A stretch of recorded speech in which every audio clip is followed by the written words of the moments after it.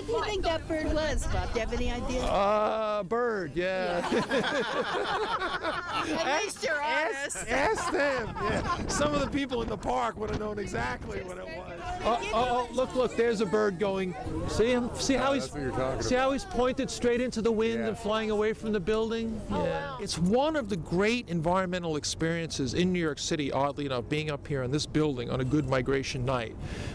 Because the birds come in at all elevations. You can identify them sometimes with the light of the building.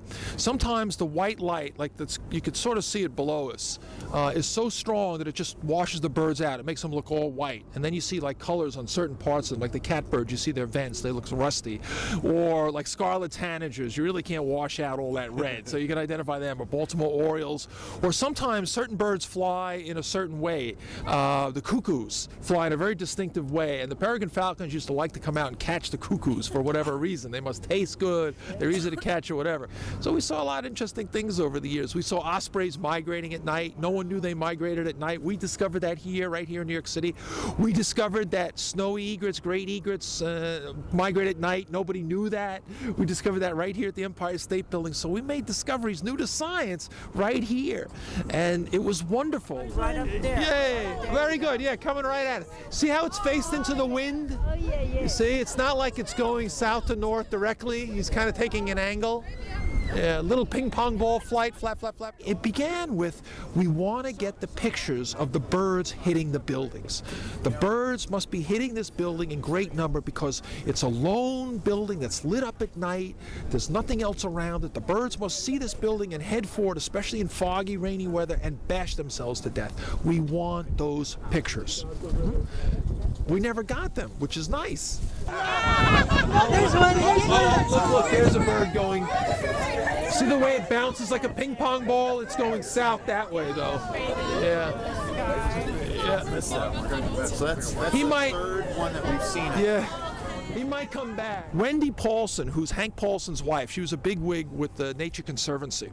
And when she first came up here, because she was very curious about what was going on, I give her a lot of credit. And she would always say, I have to be home by 9:30, otherwise Hank will kill me. I guess they started early the next day. And we would watch birds coming in, and she'd see them, and she'd go, little guy, because we were all afraid at first that they were going to slam into the building. And my first couple weeks up here, I was like, every time, it's going to hit, it's going to hit. And then after seeing 30,000 birds go by after 2 years and not seeing one crash with the building, you'd start to say, wait a second here, you know, it's like, so we learned a lot of what happens at this altitude that nobody knew before. Everybody was afraid of what was happening up here because nobody bothered to look. We were the first people that really looked. The birding community knew about it because I could post that time on the New York State Birds list, but the local Audubon Society didn't want to know about this project. In fact, they called the building to try to get my pass revoked because I was up here posting all of this wonderful stuff, and their message was the lights on the building are dangerous for birds. So now Bob is up here not seeing birds crash into the building, telling everybody how wonderful it is. So they've got this mixed message going out. It's like lights aren't dangerous to birds, or are they dangerous to birds? So they didn't want to know nothing about this project, and they still don't.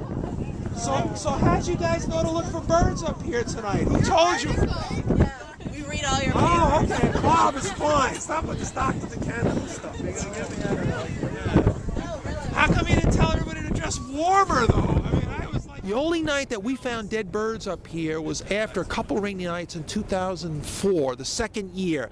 And we found a bunch of warblers on 2 different occasions. It was like less than 15 birds. And I had made friends with all the janitors in the building from the 72nd floor up. And I speak a little Spanish, so I could explain to them what was going on. I would tell them, we just want to know, if you find dead birds, just don't get rid of them. We're not going to get you in trouble. We're not going to get the building in trouble. We're trying to figure out if there's a problem. Because people would say to us, you can't see them up here, but they're hitting the building and falling down to the lower setbacks. That's where they are. There was always like one more. If you don't see them up here, it's because this else is happening. So, okay. So I made friends with all the janitors that I could to talk to them, and they never could bring me any dead birds. They told me about the ones that were dead up here. In fact, they let me out because I had come in early the next night and they had it closed. It was still raining, and I picked them up. Black-throated blues. They still have them in my freezer, I think. So, I'm running out of material for your 2 peanuts for walking down the street, and one was a salted peanut. Yeah. Well, did you see anything tonight? No, I didn't see anything tonight. Did you have a good time? No, it sucked. Really? It was that bad? It was terrible. We saw absolutely nothing. And that's what happens up here. It's you either sink or swim. You get a lot of birds, for whatever reason they're migrating, or you get nothing. And tonight we had almost nothing. I think we had less than 10 birds in migration. A lot of people go home disappointed and think I'm never coming back. But on a good night, it's one of the great places in New York City for birds. Anyway, come on, Jeremy, let's go home.